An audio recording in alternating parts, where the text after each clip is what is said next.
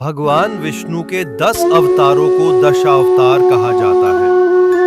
उनमें पहला अवतार मत्स्य अवतार है, एक मछली का रूप। ये अवतार तब हुआ जब सृष्टि का विनाश, प्रलय होने वाला था। चारों ओर जल ही जल फैल गया था, पृथ्वी डूबने लगी और वेदों का नाश संभव था।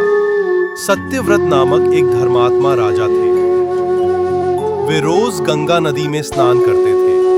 एक दिन राजा जल में अंजलि लेकर संकल्प कर रहे थे।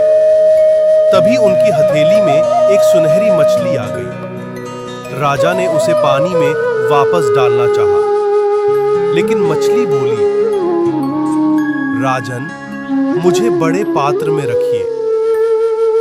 राजा चौंक गए, फिर भी दया से कमंडल में रख लिया। मछली तेजी से बड़ी होती गई।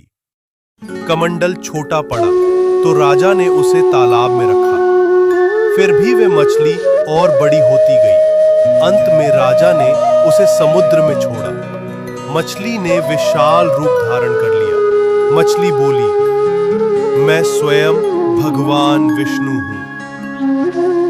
प्रलय आने वाला है, सब कुछ डूब जाएगा। भगवान ने कहा, एक विशाल नौका बनाओ, उसमें सप्तऋषियों, जानवरों के बीज और वेद रखो। प्रलय के समय मैं एक विशाल मछली के रूप में आऊंगा। मेरी सींग से नाव को बांध देना। प्रलय आ गया, चारों ओर जल ही जल हो गया। भगवान मत्स्य रूप में प्रकट हुए। राजा ने नाव को भगवान की सींग से बांध दिया। नाव सुरक्षित रूप से लहरों पर तैरती रही। भगवान ने राजा और सप्तऋषियों को ज्ञान दिया। उन्होंने धर्म और ब्रह्मांड के रहस्य बताए।